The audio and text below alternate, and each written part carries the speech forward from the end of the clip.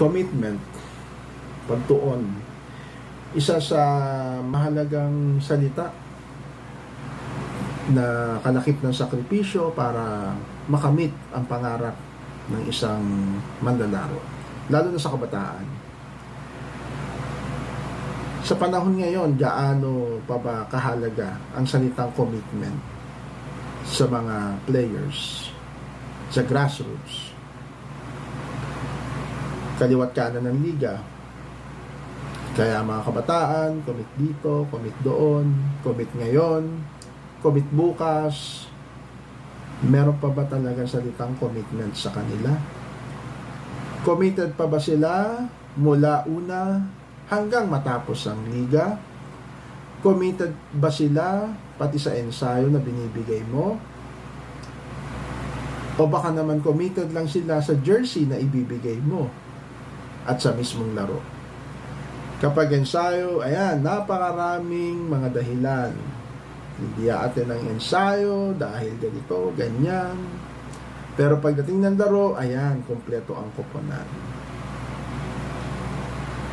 Magtampo man ng ilan, pero wag magalit kasi nangyayari naman talaga ito.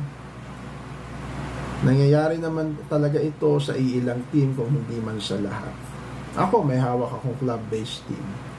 Dito ko nararanasan na tila yata napakahirap, no, integrate ang salitang commitment.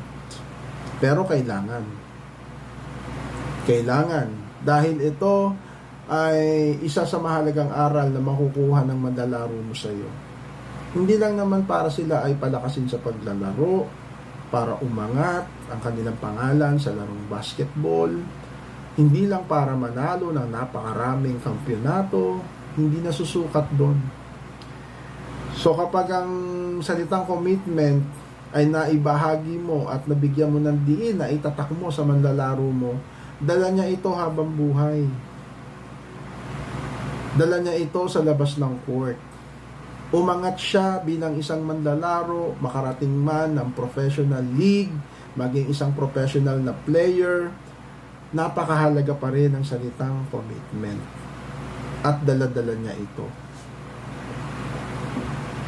Kaya, values integration ay napakahalaga talaga.